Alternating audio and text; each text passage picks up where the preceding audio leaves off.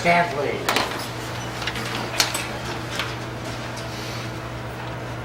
I pledge allegiance to the flag of the United States of America and to the republic for which it stands, one nation, under God, indivisible, with liberty and justice for all. Welcome, everyone, and all the folks that are going to watch it on YouTube or on television tonight. Appreciate you coming and participating in your city government.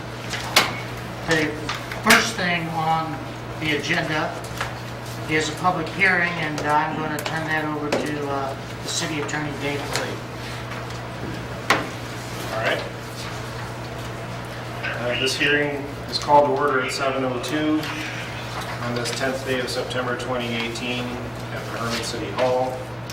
And this hearing is conducted to consider a request from Terry and Peggy Hammer to rezone property at 711 Mine Street, lots 96, 98, 100, 102, and vacated Vine Street between lots 96 and 98 of West 7th Street from R2, two-family residential, to C1, general commercial. The city's Planning and Zoning Commission conducted a hearing regarding the application on Wednesday, August 22nd, 2018, and upon motion duly made, seconded, and passed, the Planning and Zoning Commission voted to approve the applicant's application for rezoning. Notice of the hearing dates before the Planning and Zoning Commission and this board were provided and published in the Herman Advertiser Courier newspaper. This is intended to be a somewhat formal hearing. It is on the record and a transcript is being prepared. The applicants will have an opportunity to present their case. If there are any documents that the applicants desire the board to rely on, they are invited to submit those as exhibits. If the applicants have any witnesses whom they desire to speak, this will be allowed. If the applicants are represented by an attorney whom they wish to speak on their behalf, this also will be allowed. After the applicants have submitted their position, the board may ask for testimony from others present in the room.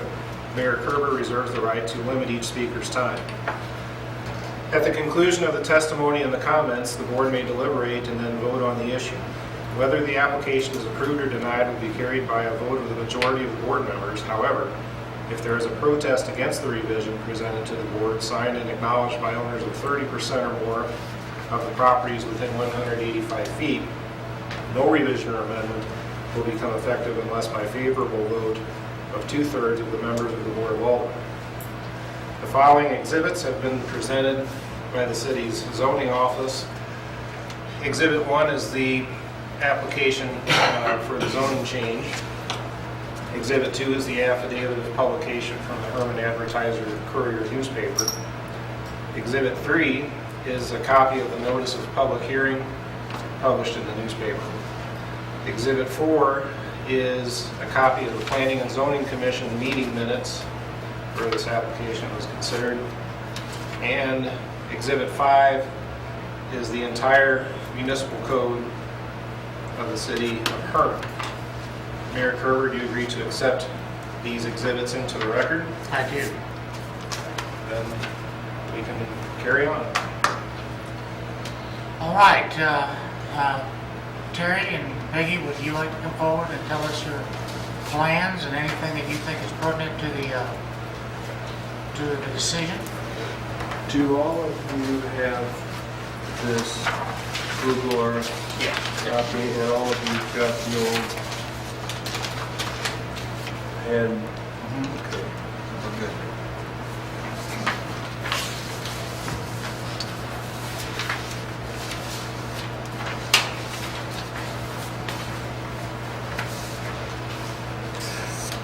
Thank you for allowing us to present to you our request to rezone the 4 lots where our inn and spa are located on the west side of town from R2 to C1.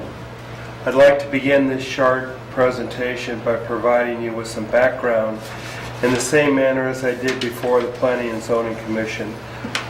Peggy, and I hope it is that you'll lead to the same conclusion that the Planning and Zoning reached. Peggy and I have been buying lots in this area since the late 1970s and presently have all or part of over 30 lots plus the vacated streets and alleys between these lots, comprising over 6 acres. The 4 lots and vacated street between them that are the subject of this rezoning request is about 8/10 of an acre, so you get some idea of the perspective. We started building the inn with totally new construction in 1994, opened for business in 1995. It's considered to be a bed and breakfast in an R2 zoning district, but our inn has never been a typical bed and breakfast in a residential neighborhood surrounded by family residences. We are not similar in any way to the Captain Wolt Inn or any other Herman bed and breakfast inn, some of whom are the subject of controversy.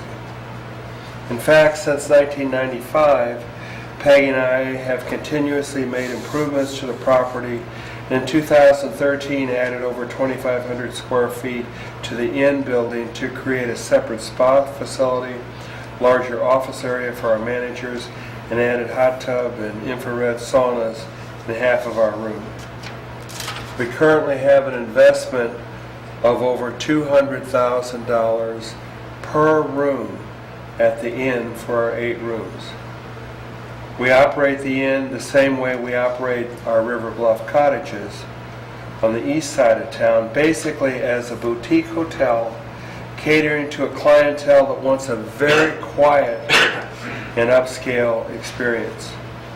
We're inspected not only by the health department for our food and lodging operations, but also by the Board of Therapeutic Massage for our spa services. We have liquor licenses at both properties.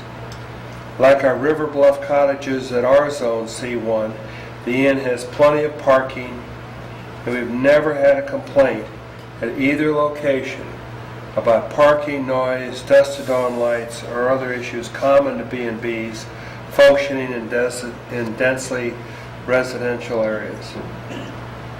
With hindsight, we should have made this zoning request 5 years ago after we completed our expansion, because we clearly transitioned from a simple bed and breakfast inn to an operation best characterized as a small boutique hotel, just like our River Bluff cottages. Part of this request reflects our desire to change our name to include boutique hotel as part of our brand. We believe, and the city staff and planning and zoning agree, that the C1 zoning is the proper zoning classification for the 4 lots that are the subject of this rezoning. The R2 zoning district is designed to allow higher density residential development while retaining the resident character and stability necessary for a suitable environment for family life. These 4 lots are not a residential development and never have been.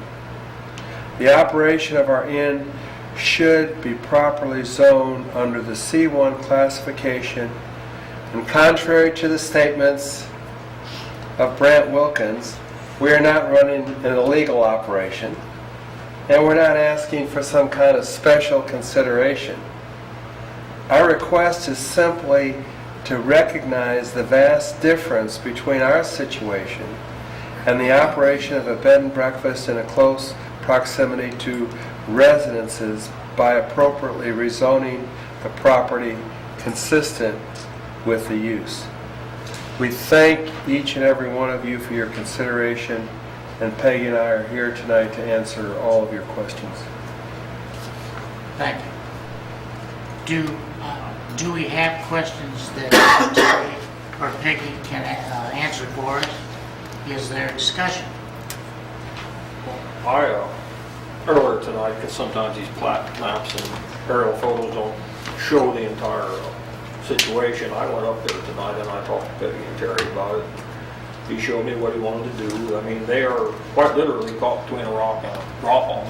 I mean, they got a rock wall behind them, and the only thing behind that is city limits. I mean, there's nothing else there. And after the front of the house, it drops off onto a rock wall also.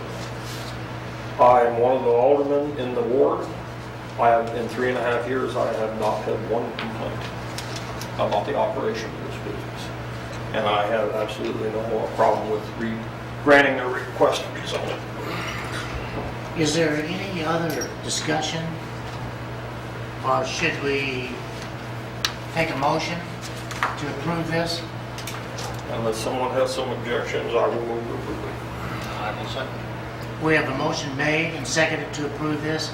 All in favor, say aye. Aye. Any opposed? Motion's carried. Thank you very much. Peggy and I greatly appreciate this. Thank you very much. You're very welcome. Thank you, Jerry. Okay, the very next thing, I guess, maybe we should allow a minute for the hearing, I think, is concluded at this point, is it not? Well, you may want to, are you still Go ahead. typing? Yeah. You may want to ask just for the record if there's anybody in the audience who has Yes, any comments about Is there anyone that has comments about it? Okay. There being no comments, then the hearing is concluded, and we appreciate you being here. Again, thank you. Thanks. I can start on my report, and I think everyone can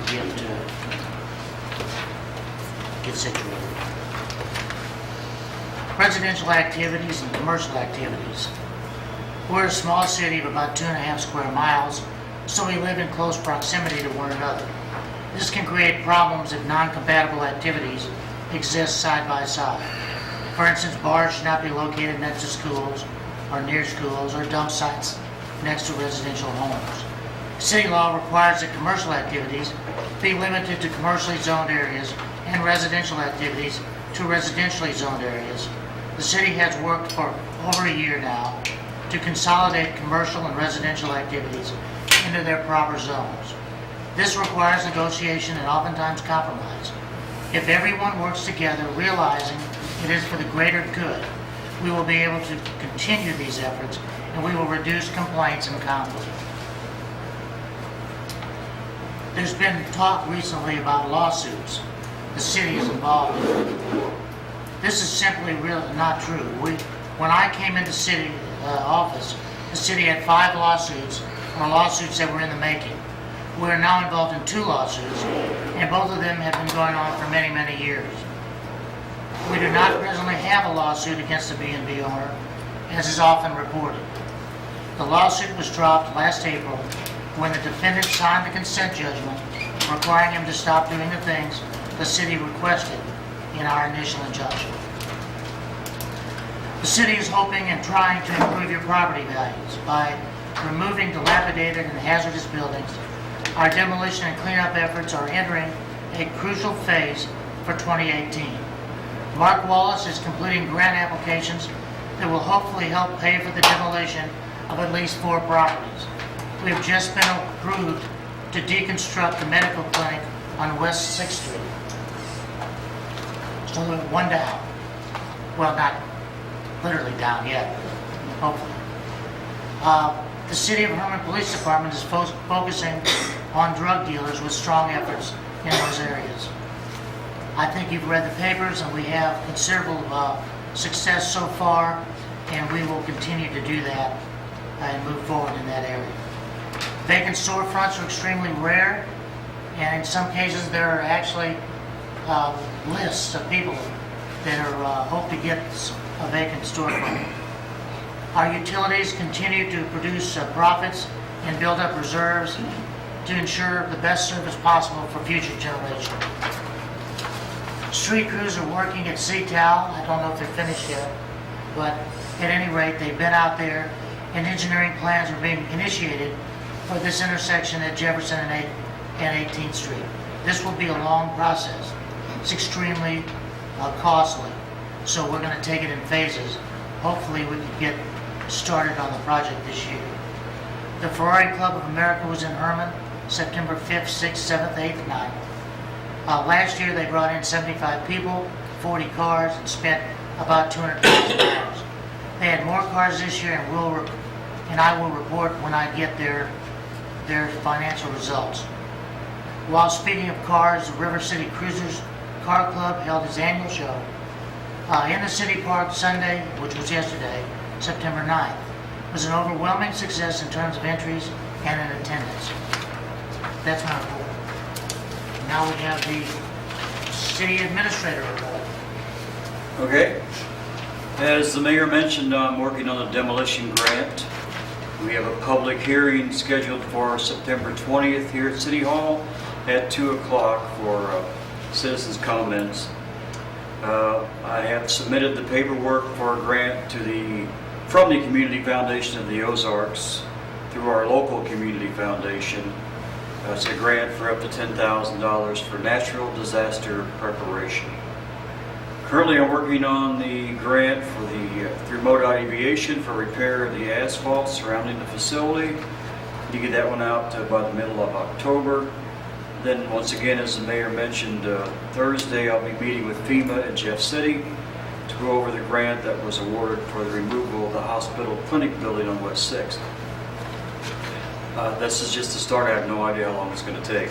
It's been 2 years in the making, so who knows.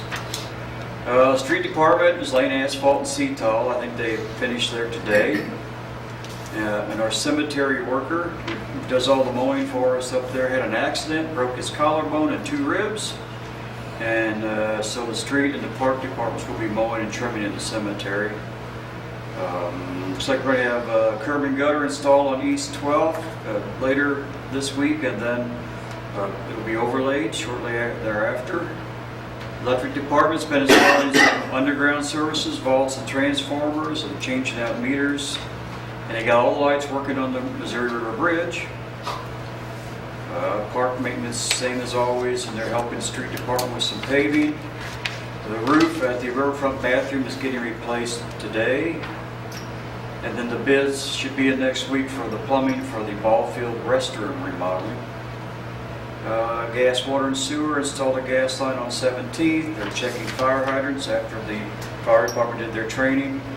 And changing water meters. Meter reading is in progress this week also.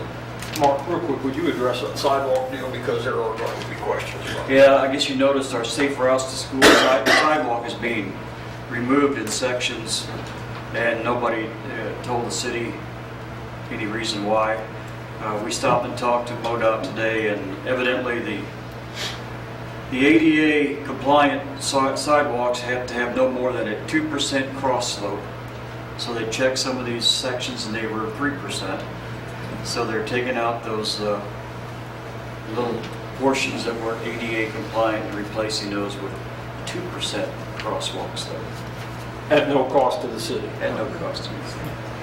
Indirectly. Well, We all buy gas. Did they have input from people that were challenged? I don't think so. 1%? I think they just check it before they ended up with some sort of a problem or a lawsuit, because those things happen. they put it in. Yeah, they actually put it in. They were there, it was put in originally with MoDOT grant money, and MoDOT was there to inspect the sidewalk as it went in. But I don't know, maybe over time, a little settling, I don't know what the reason was, but they decided to come back and check it, and so they're replacing some. Was that grant money from private foundations or taxpayer? The latter. It was a Safe safer routes. school. It's called Safe Routes to School. Safe It's routes. giving the kids a path to go to school instead of walking right along the highway. It's very used. It's a good thing. A lot of people use it. That's it. Thank you, Mark. The next thing on the agenda is a Caboose Refurbishing Committee report. Paul, would you step forward and give us your status report?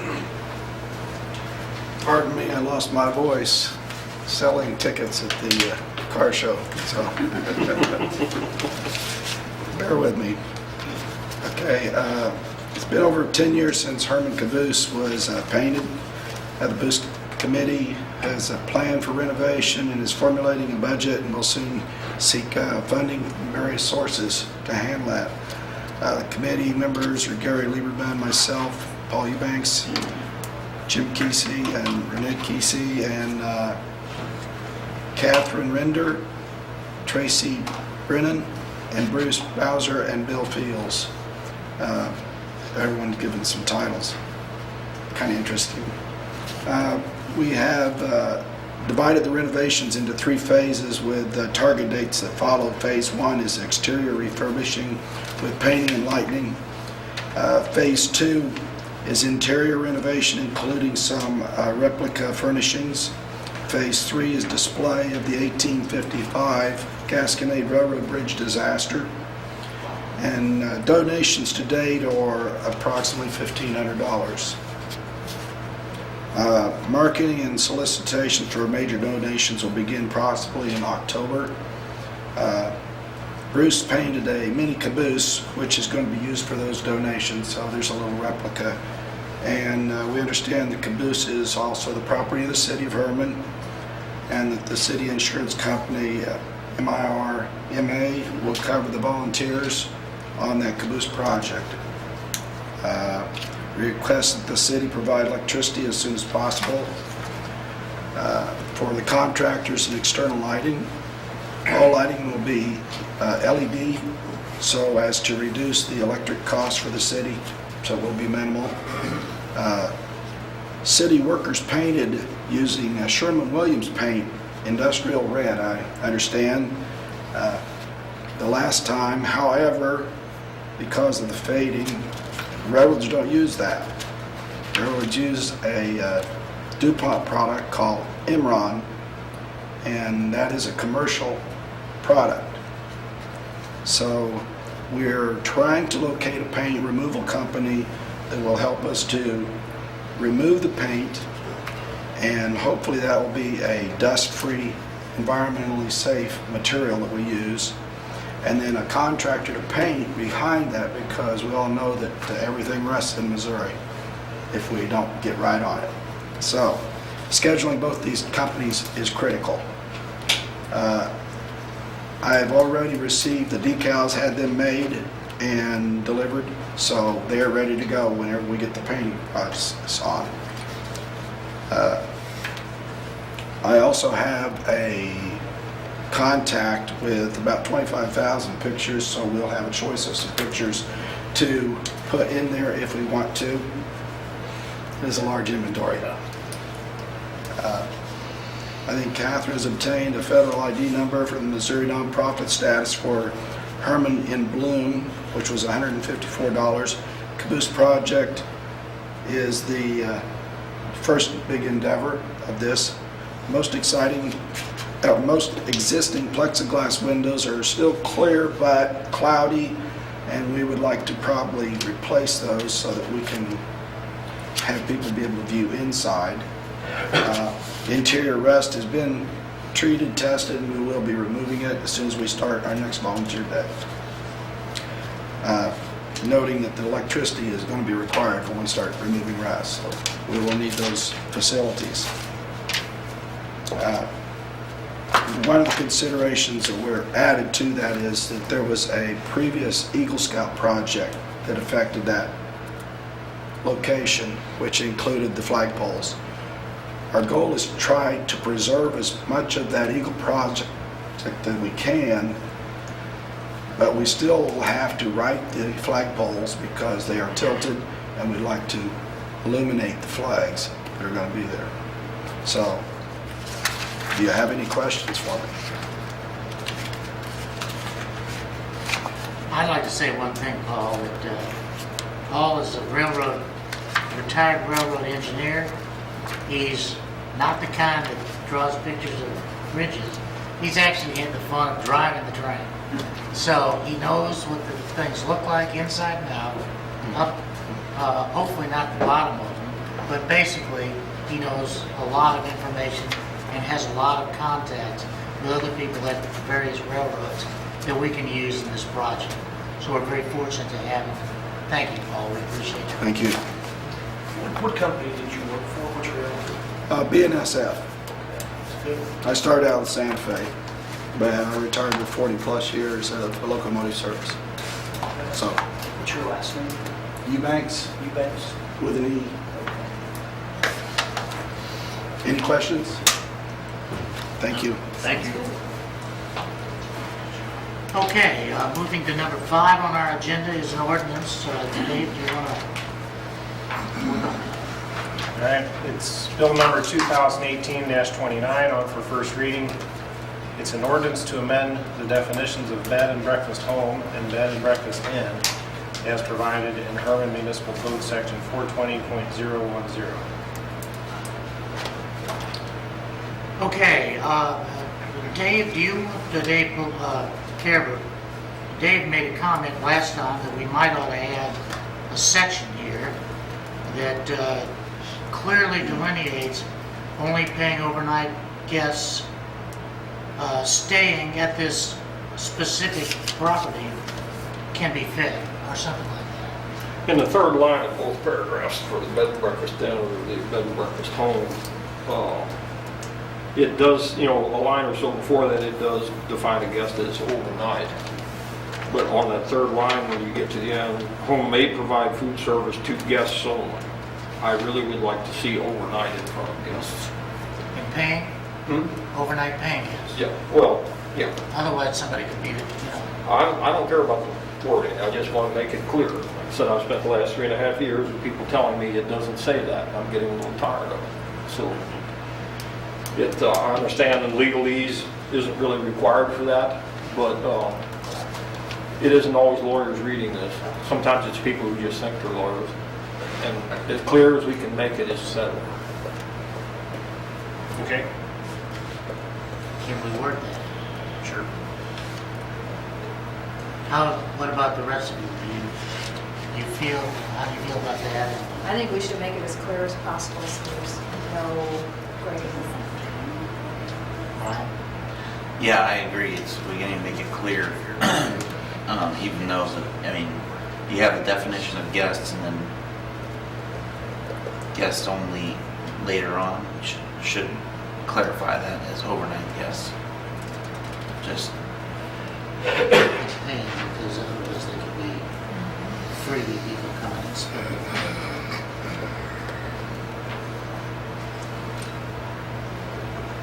So when you get that, could you read that back to us?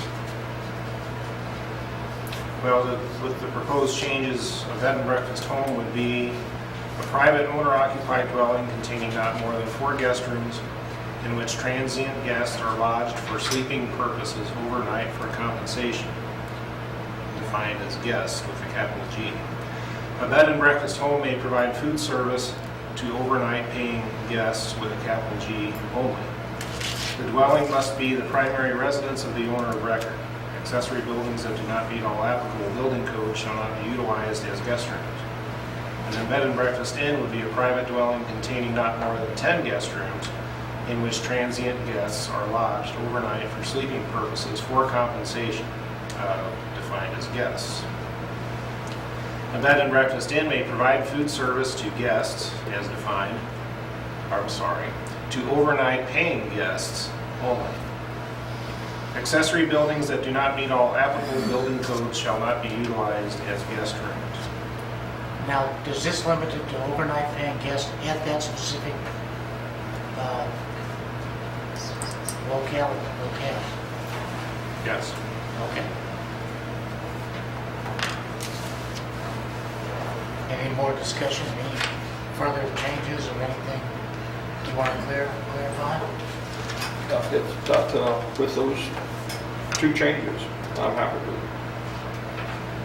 Susan? That's good. Everybody okay? Okay. Do I have a motion to accept this? I make a motion to accept it with the changes. Second. We have a motion made and seconded. All in favor, say aye.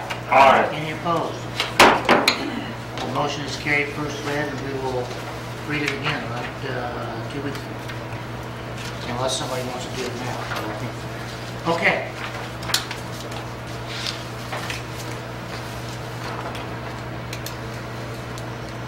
Unfinished business. We have representatives from the Gasconade County Health Department.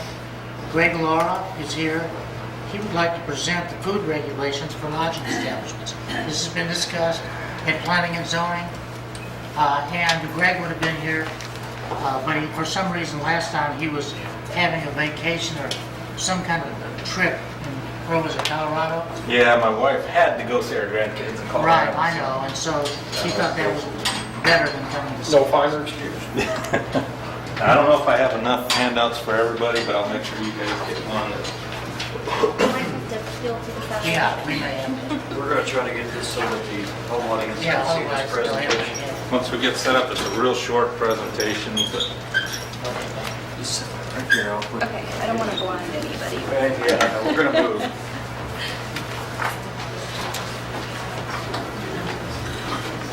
Is it on? There you go, that's what that's. Does that work? I think that'll be good.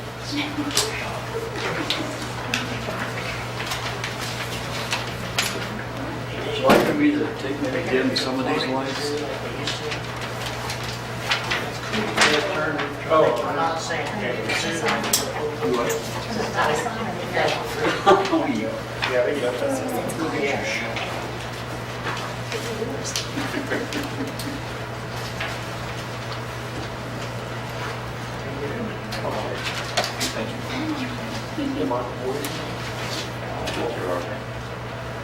anyhow, I just want to thank you for allowing us to come and give a short presentation.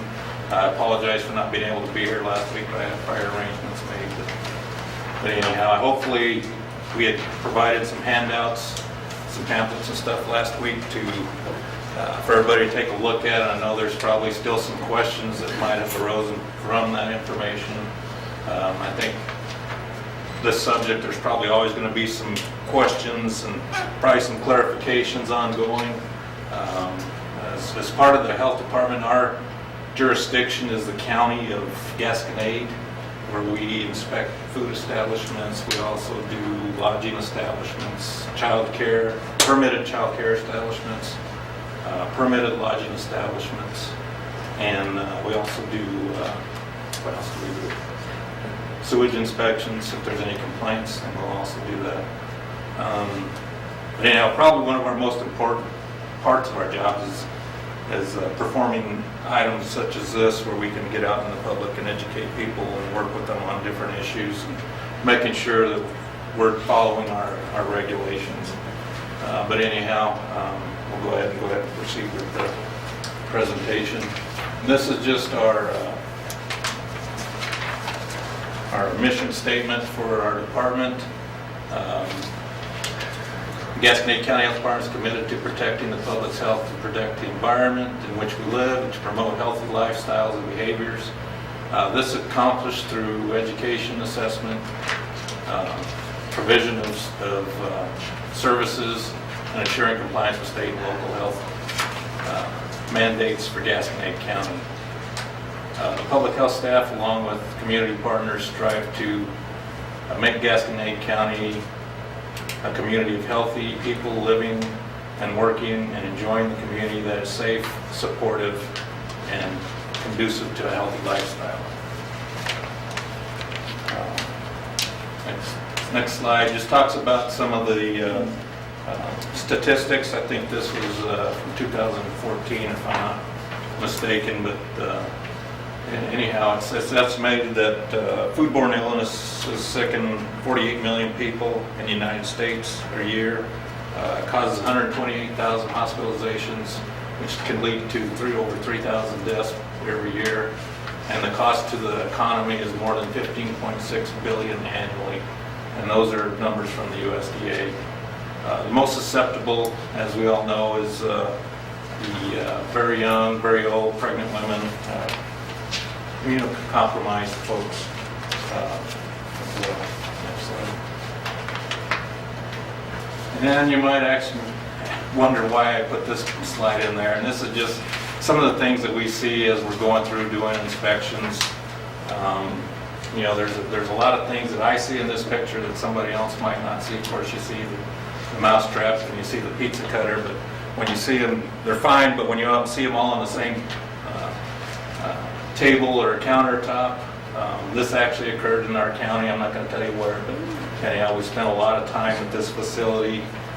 This kind of tells you that one picture says about 1 million words here, that there's different things that can occur. When I talked to the individual working at this place, I asked him, I said, well, tell me the story, what's going on here? He said, well, this darn mouse keeps getting into my candy, so I want to catch him so I can stop that from happening.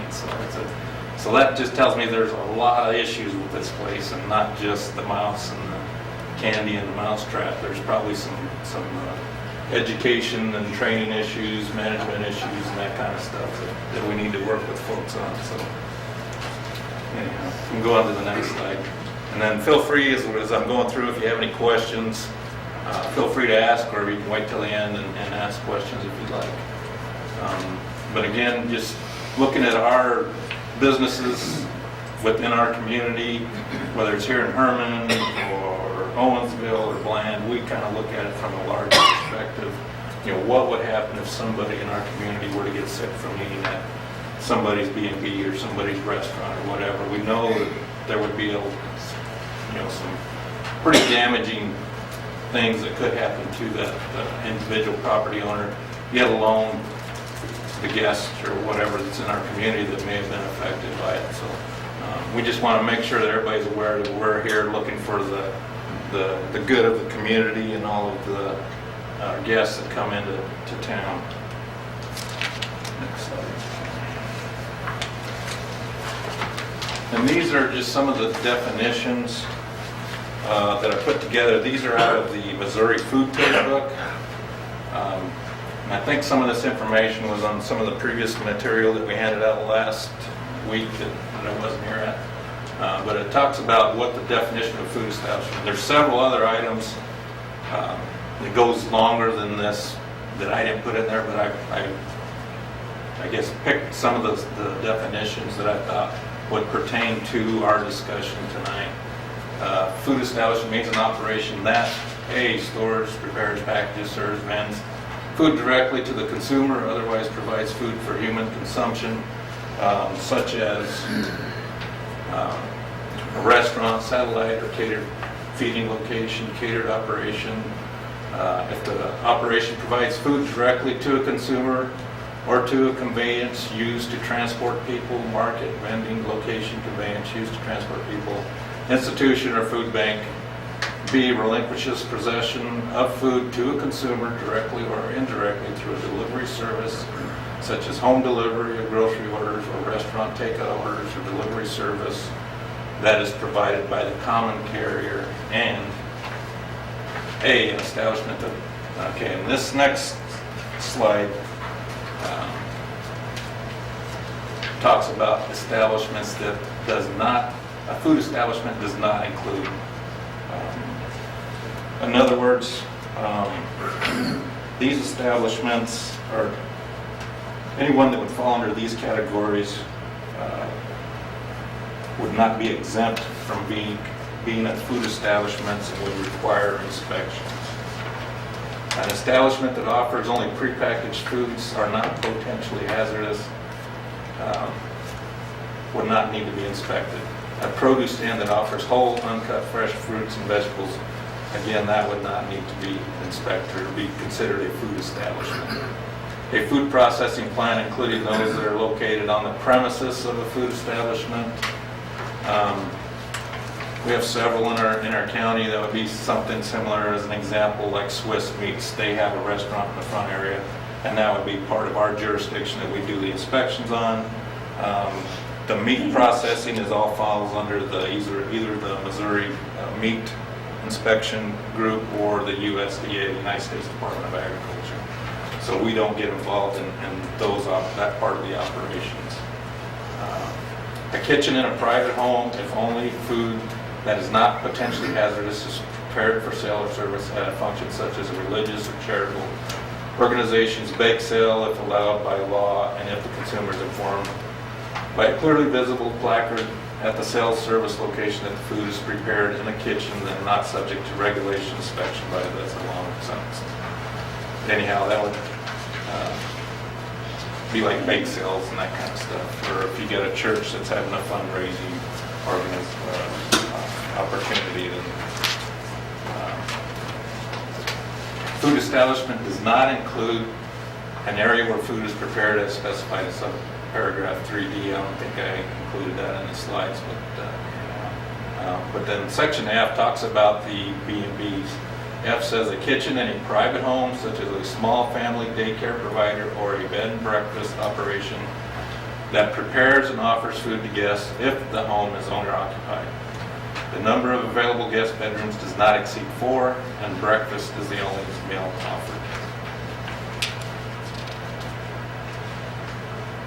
And the terminology on this is used, this is a state food code, but it was derived directly from the FDA's food code.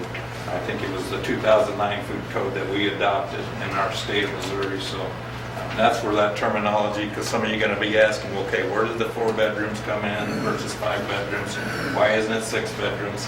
I don't know. That's something that the legislators, the people that wrote the laws, those are what they agreed to, and that's what our food code states. So that's what we basically go by.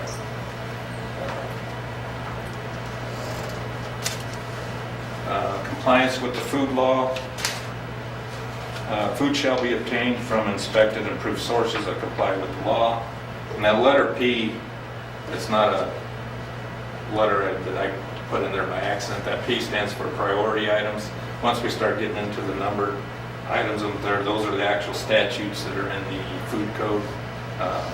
So P stands for priority. You have core items, and then you have the priority items. Priority items are things that are more critical, more severe, that is considered an imminent food hazard, that we need to, if we do find a priority item at an establishment, then we take controls either to have that corrected immediately or as soon as possible within the next 72 hours to get things corrected, depending on what it is, of course.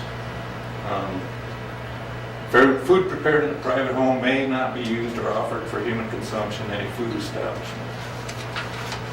So in other words, if you want to have a food establishment, you can't prepare food in your own kitchen and then try and sell it to the public.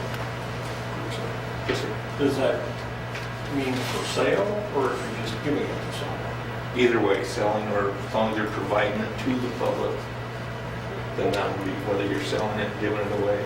It's a bad example. Yes.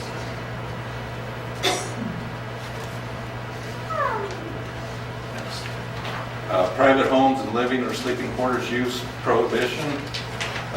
Again, this is part of the state statutes. A private home, a room used as a living or sleeping quarters, or an area directly opening to a room used as living or sleeping quarters may not be used for conducting food establishment operations.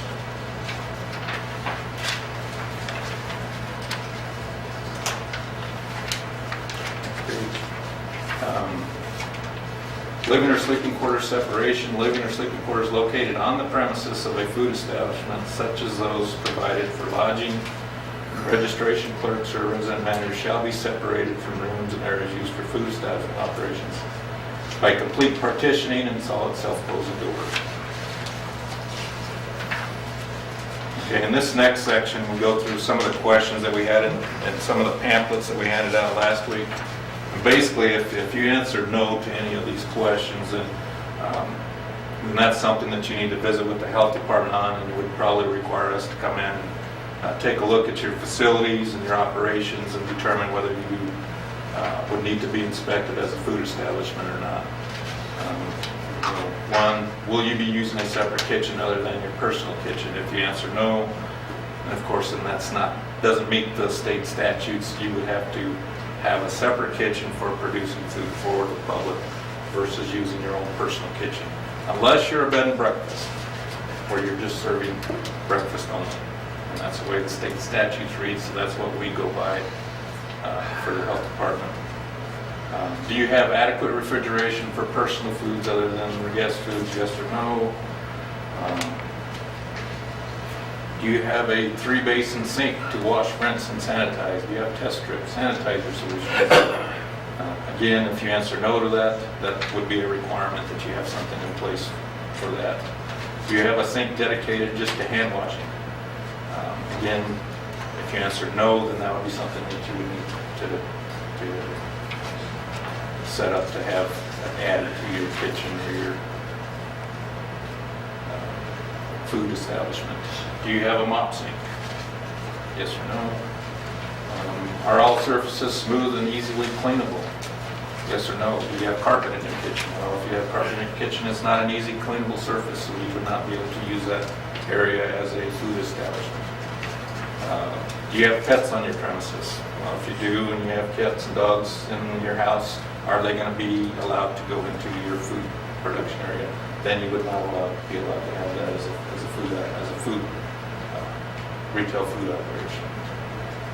Do you have any equipment that is in good condition and property space for easily cleaning? Yes or no? Do you have a thermometer? Yes or no? It's pretty easy. Do you have a dishwasher capable of achieving temperatures of 180 degrees Fahrenheit or more? In some places, we'll have a industrial size dishwasher in lieu of a 3-bath sink, where it wash, rinses, and sanitizes the dish using 180 degrees. But they have a booster pump or a booster heater on that piece of equipment that gets that temperature up higher than what your normal house hot water would be, to make sure the surfaces of your equipment is sanitized. Do you have a approved food supplier?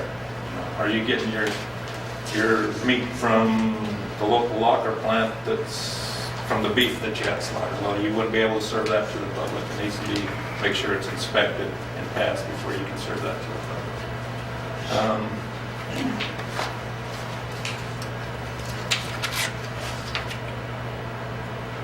These questions, again, I just put together just for the purposes of the topics of what we're trying to answer questions on here.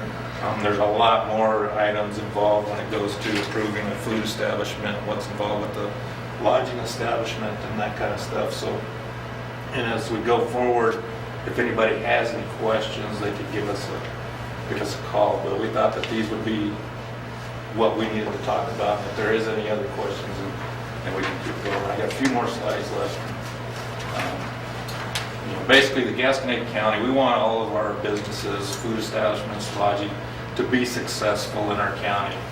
But more importantly, we want to make sure that the guests and the customers that come into our city or that live here in their city want to make sure that they're safe and consuming a safe, wholesome product, to make sure we don't have any illness issues and make sure we're following the state regulations.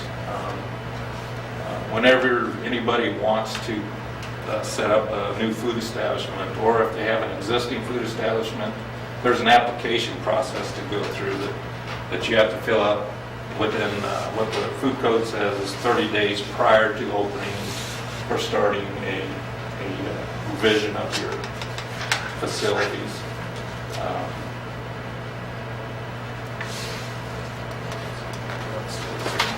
One more page on there. The environmental public health specialist, Molly, is available to do walkthroughs on your facilities. If you have somebody that wants to set up a food establishment and they need somebody to give some ideas of what they need to do to make those changes, we're always available. Of course, you might have to call and schedule an appointment with us, but we will.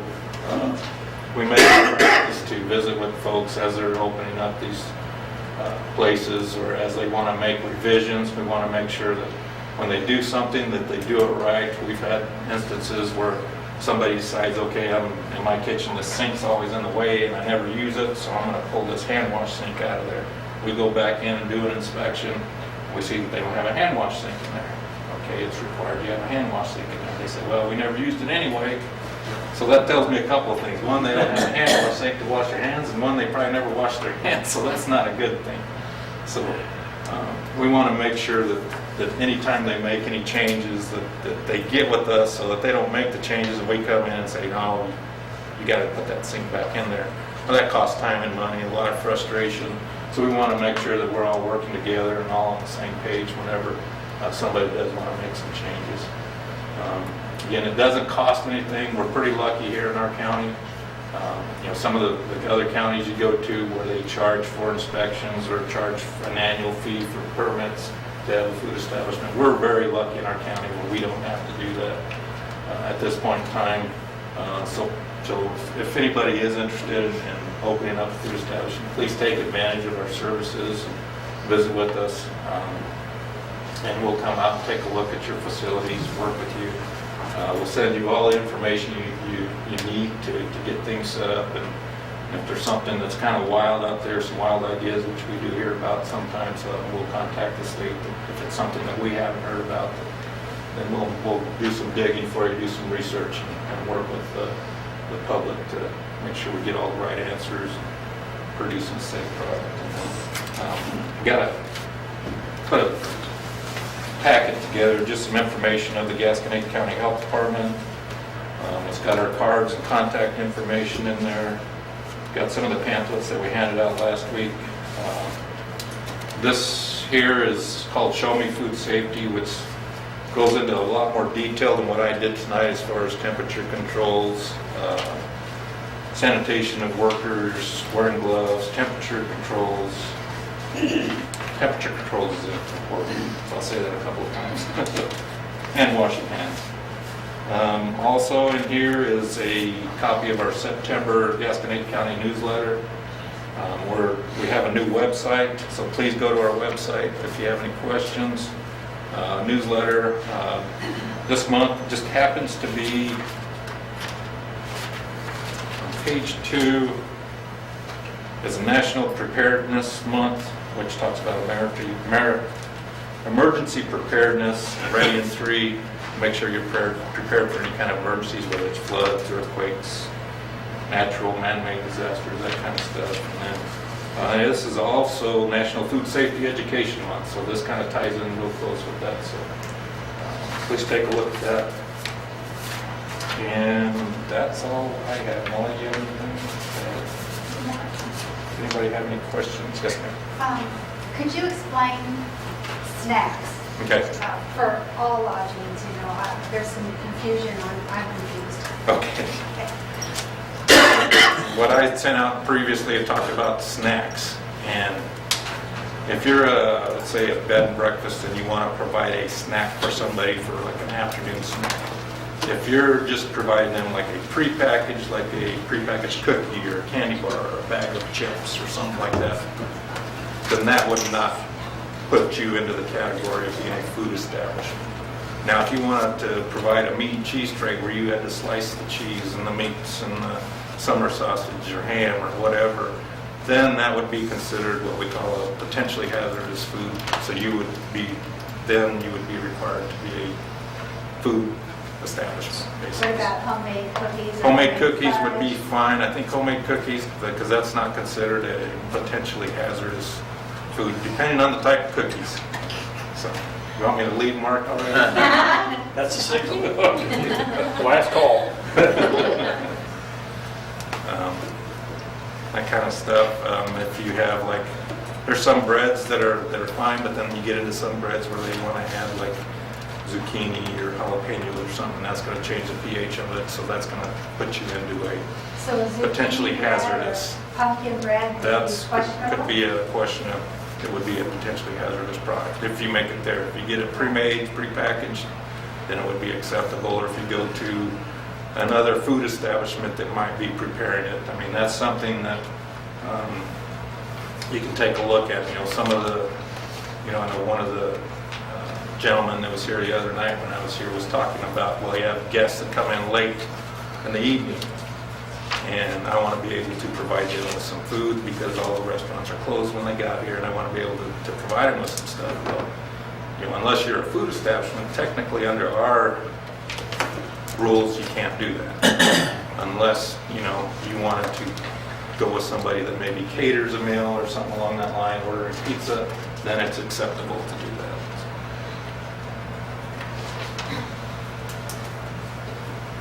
Any other questions? Follow up on hers. Mhm. I'm quite sure that if they have a question on what they might want to serve, you'd be more than happy to answer that. All I have to do is call you. Sure. And say, can I serve this snack? And you, or can I, feed them late at night? And how do I do that? You would have the answer to that, so it wouldn't be, I mean, if you're an not that tough. if you're an inspected food establishment and we go and inspect your kitchen and you're approved, right. then you can feed them all day long. Yeah. But if you're only a B&B and you're only serving breakfast, which is not required to be inspected, and then you want to do something in addition to that later on in the day, then that would be considered that you wouldn't be meeting the requirements of our food establishment laws, and would need to be inspected. So that- Depending on what It'd it just be was. simple enough if I wanted to serve a loaf of bread, that I could call you and say, is this okay? And you say yes or no. That's, I guess, what's my point. Yeah. And that covers all lodgings, and like guest houses and inns too, okay. Thank you, Greg. We appreciate that. And I think we've talked a little bit about possibly a checklist that we could give to bed and breakfast license people that are trying to apply, that you might help with, and then it would be for you and them. It's not part of our application process, but Right. might help them figure out just where they stand in this, the laws and so forth of the state. Yeah, and that's what we're working on. We got one put together for the food, which would be the questions and answers that we went through. And then we'll put something together for the lodging establishments. I think some confusion comes into play where people try and lump lodging and food all as one That's right. requirement, and it's not. They're two separate entities, so that could be very confusing. So anytime they have any question, anybody has any questions, and we'll try to have some information up here if somebody wants to come in and apply for a business license for a food establishment or something. That you can say, okay, here's this, contact the health department if you have any questions or. And I hope everybody knows where they're located. Third Yeah, we're Street right on Third Street. and Schiller. It's right across from the cigar shop and the dentist office. I think their main goal here is safety, that people are able to feel a certain, have an expectation of safety when they are served food in Herman. And we all want that, so that's the overall Exactly. thing, so. Okay, thank you. Molly, these brochures that you gave us at the last meeting, did you mail them out already to local B&Bs? I have not mailed them out. Okay. Should I give them individually to each? I just Lodging establishment? I just didn't know what you had done. I thought I had understood somebody say they'd received one. I thought, oh, maybe you mailed them. Oh, no, that was just to give out to anyone who was interested. Yeah, we just brought those up for the meeting last week since we weren't going to be here, so that you guys can hand that information out to the attendees. Well, very good. Thank you very much. We appreciate the information. Let's move on then to new business. We have some motions to take care of. The first one has to do with minutes. What do you want to do with the minutes? I move to approve the minutes. We have a motion made and seconded to improve the minutes. All in favor, please say aye. Aye. Any opposed? You said improve. That's great. To improve To it. improve? Oh, okay, well, should we vote? Pretty good at what you are. Yeah, well, we don't want to, okay, I'm sorry. I knew something pretty funny. I never know what it is I say.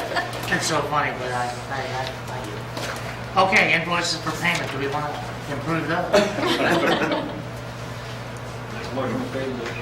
Second. Motion's made and seconded to pay the bills.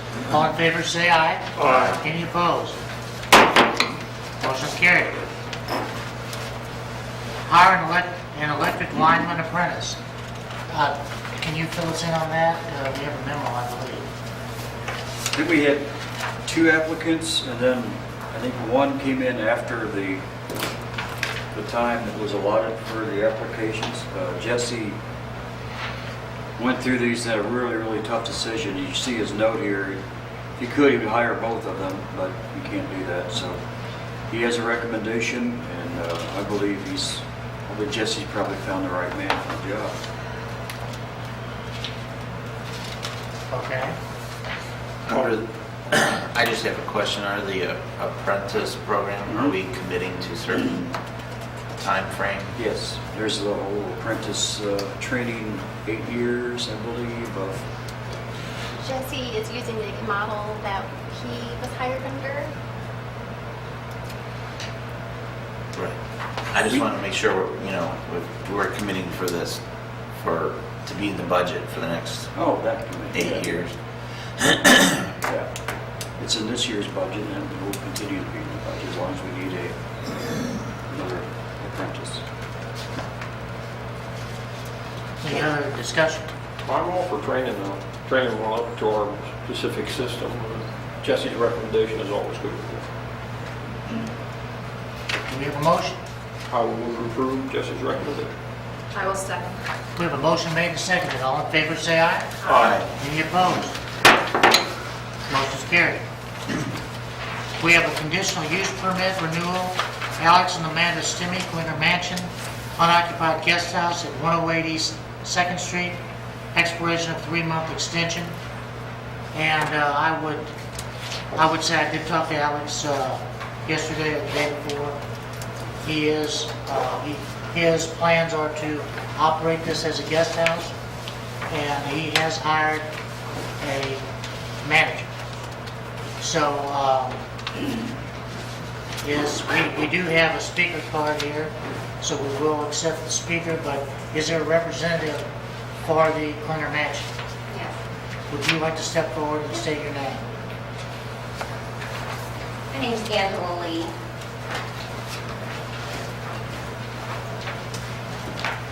And yes, I'm here representing Amanda and Alex Stimmy. I'm their new full-time innkeeper. I reside at the Klinger Mansion. I moved in July, and we are just starting to get operations up and going again. We rejoined the chamber this month, and I'm currently working on some landscaping projects. And I'm here to see if we can continue our operations. We have 4 rooms that we have available to rent. I'm occupying most of the lower levels, and then Alex and Amanda and their family have the first level.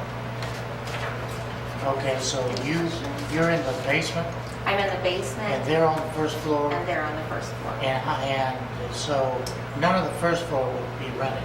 Correct. And then you have the second floor. Uh-huh. How many rooms are there? There are 3. And then there's a third floor. Yes. How many rooms are there?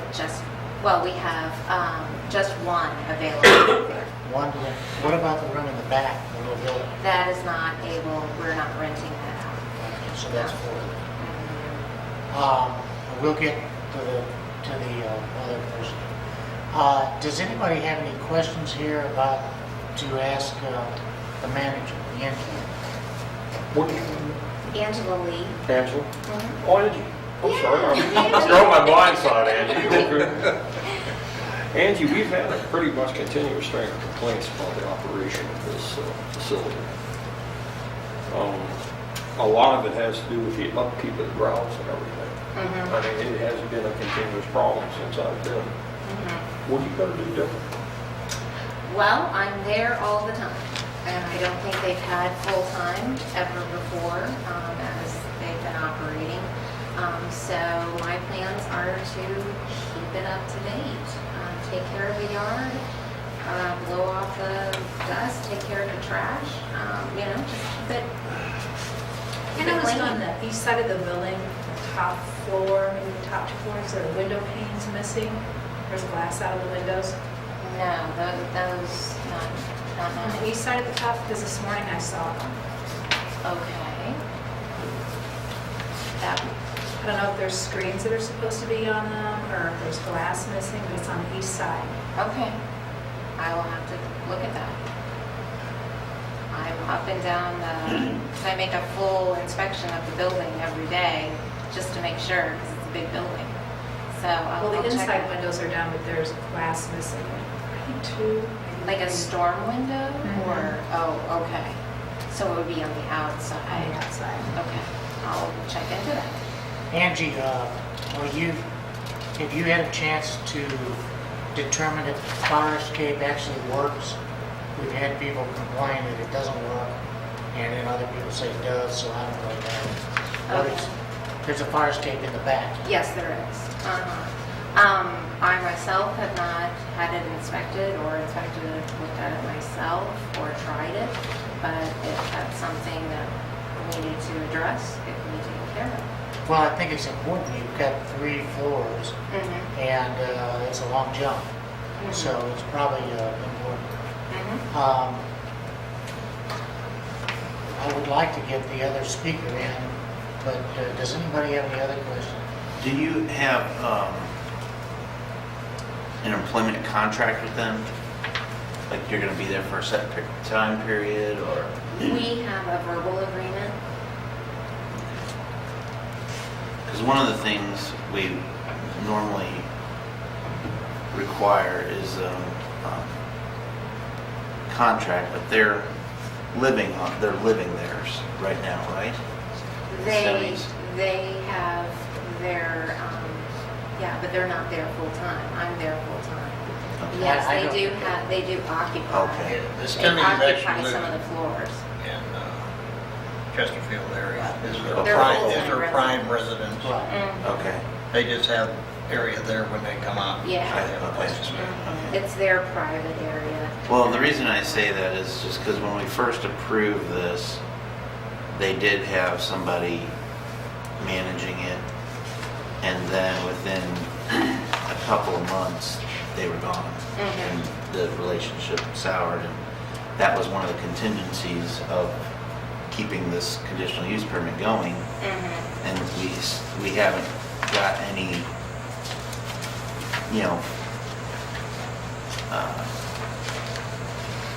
I don't know what you'd call it other than an employment contract, but, some kind of a service agreement, type of thing where we know that you're contracted for a certain time period, because this, we can determine what the time period is. It's usually a year, but we can say, well, like this last time it was just a 3-month extension. So if we approve it for a year, I'd like to see a year contract to know that these issues are going to be taken care of. Absolutely, yeah. I agree with you. So- I think that's something that we could definitely work on. Well, is there anybody else? I'd like to let Nancy come up and speak. And Angie, if you just have a seat, because Sure. there'll probably be more questions. Yeah. Nancy?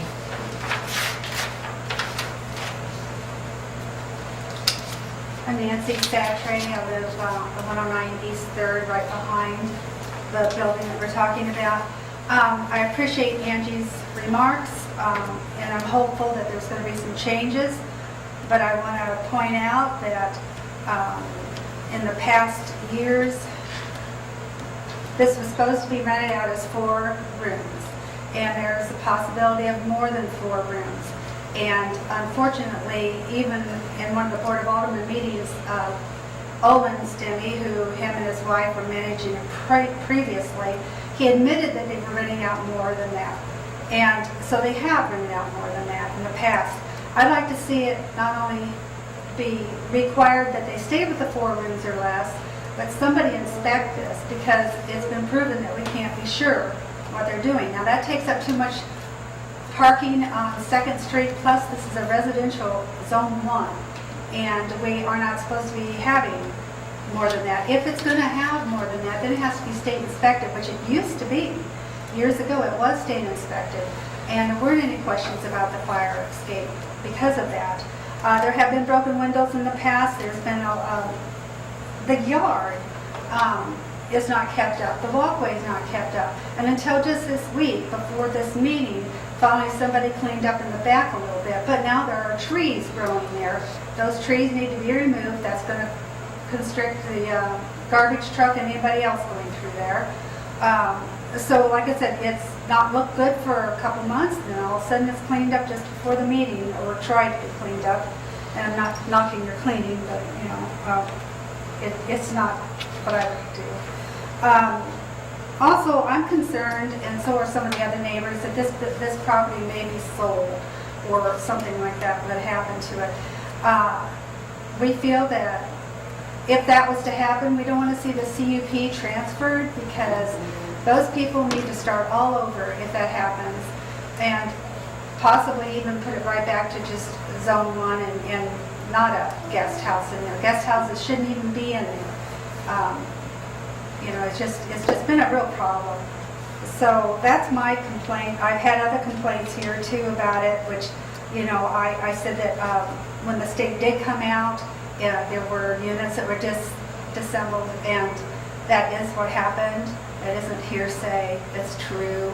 And I did have a letter here the last time, and I know my name was taken off of it because they asked, and it was, definitely it's worth the paper that I wrote it on. I just want you to all know that. We live there, and we're right there, and we hear this, and we see this, and Howdahawk Alley used to be one of the prettiest alleys in town.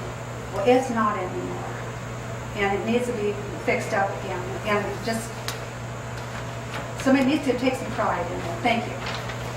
Thank you, Nancy. She mentioned parking, and Angie, if this was a conditional use permit, when we used to approve these in R1, a parking spot for every room would be required. But I guess that doesn't apply anymore. You don't have to have parking, off-street parking. So what are you going to do about that? Are we going to have, you're just going to be first come, first served on the street, I suppose? Well, I can have my own personal vehicle in the driveway, and that will make more space. And then it would be first come, first served, the public parking area. Well, I think that's the way the law reads, so it's not, you know, there's nothing, that's I the would way it is. accommodate our guests Yeah. by parking in the driveway. I think that's the law. It'd be okay. Now, You know, as long as that place has been in business over the years, even when it was first done years ago, you know, when they had 7 rental rooms and the back, you know, parking, you know, on that street is tight anyway, I mean, but there was never an issue with it back and then at that period of time. So I don't think parking is a problem. I don't know, I wasn't either, I'm just, but, I would like to say something. Sure. You know, I'm just getting started at this. It just came on in July. I have some work to do, I know. You know, so I just need a little time to get some things cleaned up, you know? It's work in progress, and I am there for the long haul. It's my home, and I want to take some pride in my home. well, I think we appreciate that fact. Would, now, our options here, as we go forward, or we don't have to approve this for a year, we can approve it for another 3 months and see if she's able to do the things that she said she's going to do, and kind of check back and then reevaluate it in 3 months, or 6 months or 9, but whatever the board wishes to do. Is there any other questions? Well, I don't really want to go back on my word or anything, but I did say I would not approve another one of these until one of the owners was in this room to talk to us. But now I do have a situation, I happen to know this lady, and she's a very hard worker, and I do not believe she's lying to us when she says she's going to fix this stuff up. I'm willing to give her 3 months to try. It's up to you guys what how you want to proceed from that point, if you want to do longer or whatever, but I'm willing to give her 3 months. I'd second 3 months. Okay, do you want to make that a motion? I will make that a motion. Do you want to make I that? will second that. Okay, we have a motion made and seconded. All in favor, say aye. Aye. Any opposed? Motion's carried. We've extended it 3 months, and then we'll address it again, and I'm sure it'll be Make it clear. I will. wonderful. Thank you, Okay, Joe. thank you. Thank you.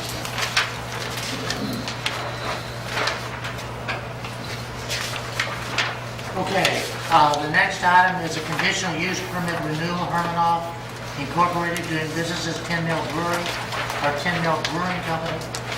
Liquor sales for outdoor consumption at 114 Gutenberg Street. And do we have a representative here for that, that application? Seriously? I just asked. Nobody showed up? Is this a year-long permit? Well, it is, I believe, and we did ask somebody to be here, We don't really, I don't know what to say.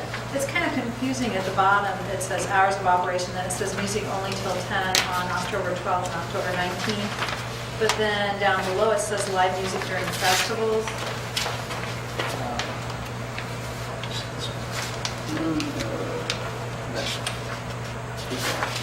Yeah, that was just that in 2013 when they first applied, that's what their plans were. Well, I had asked them to fill out a new form for 2 years. They haven't done it. Last year, they turned the same one in. We approved it. That's what they asked for. Music off at 10, everybody finished at 11. But it was only for 2 weekends in October. And they had hired a band for 4 weekends in October, or maybe 5, whatever it was. And we went ahead and let them do it because they had fronted money and so forth. So it seemed the reasonable thing to do was to go ahead and approve it for every weekend. And the same one, I said, but we do it right. And I even mentioned a few weeks ago, time was getting close, short. They needed to go ahead and update that and turn it in, but apparently they haven't. But this is the same thing we have. And nobody's here to speak. Correct. I've spoken to her, I think 3 times on the phone and several emails, and she was going to write up what they would like to amend this to and show up tonight. I spoke to her, I think it was just yesterday morning. Or, no, it's Monday, isn't it? This morning. That she was going to be here tonight, so I'm... Well, if we don't have the amendments, and we don't know what we're voting on, how can we vote to approve this? Well, you can't. Well, it'd just be a renewal as is, as far as I'm concerned. But that's only 2 weekends, isn't it? Yes.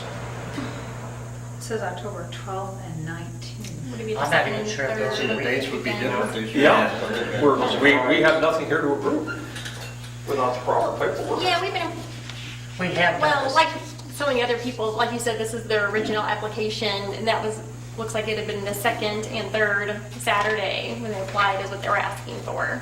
Yeah, because those are Fridays this year. Okay.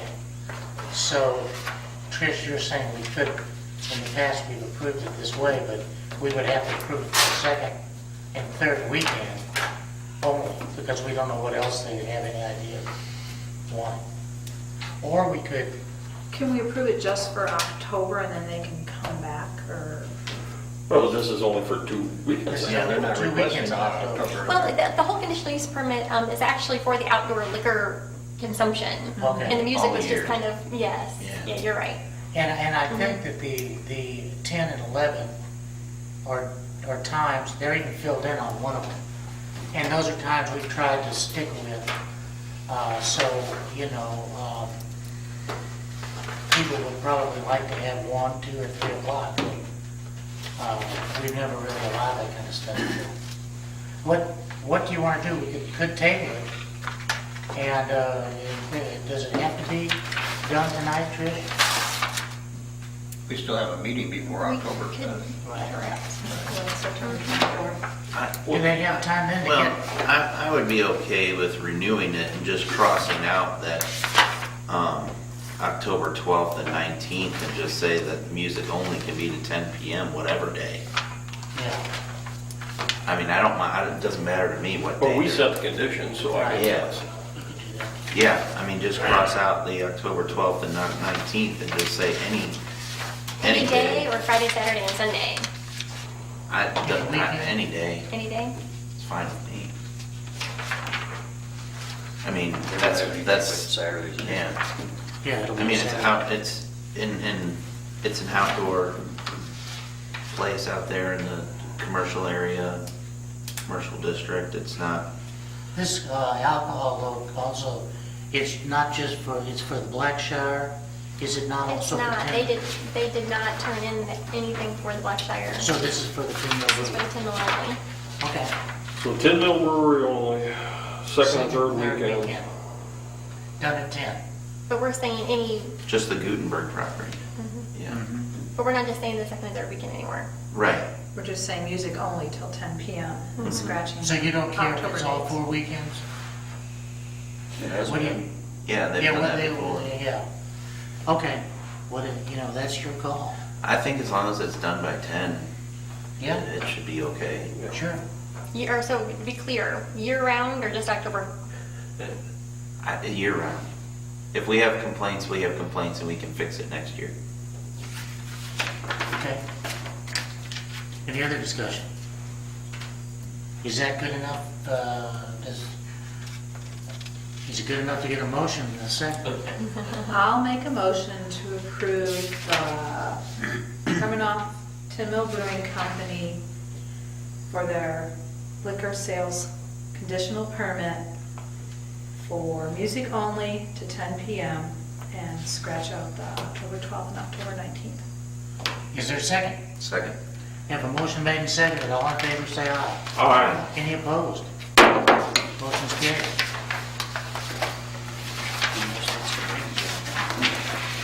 Yeah? Most lots of things. Oh, yeah. Just be done at 9:59. Okay. Conditional use permit, Wayne and Constance Labo, is that it? Labo. Sorry, to them. The Bank Bar, liquor sales for outdoor consumption at 115 Schiller Street. Is there anyone here? No? Okay. Do we have any discussion of this one? Chief, we don't have any issues there. No, said everything's good. I have a question though. When you look on the conditional permit, use permit, the first page, it says music must be turned off by 10:30 PM, Monday through Sunday. But then in here it says 10. Shouldn't they be the same? Yeah, Their music is always inside anyway. Right. it is technically. But with the front door open and the windows open, it's Well, a they have little a different. speaker in back. They were And they have it originally back- wanting it in the back courtyard when they originally applied. I I don't don't think they've know. ever done it. Yeah, I don't know how they. what But they've done. it's inside, it's right by the door. So yes, technically it's inside. I noticed that too. And just, they've only And maybe changed that was 10. just an error, something way back when, but we can get that fixed with you guys. So it seemed, maybe it should be consistent. Does that make sense? That would make it 10 o'clock. Where are you seeing the On the 10:30? very On the very first. On the very front page, Brian. It's where it's reviewed every year. Oh, okay. Yeah, we can make it 10. That's fine with me. Any other discussion? Do we have a motion made and seconded? All in favor, say aye. Aye. Any opposed? Motion's carried. There being no reports, citizens' comments, we have this closed session to go into, so do I have a motion that we move into the closed session? I mean, we close open session and go into closed session for the purpose of dealing with matters relating to legal action, cause of action, litigation, or criminal communication between the city's representatives and its attorney. Is there a second? I'll second. Let's have a vote, starting with Dave Terry. Aye. Aye. Aye. Okay, we are now in closed session. Thanks, everyone. Can I have a brief bathroom break? Yes. We adjourn for a brief. I lost our crowd here, didn't we, Chief? Chief, would you hang around, please? Yes.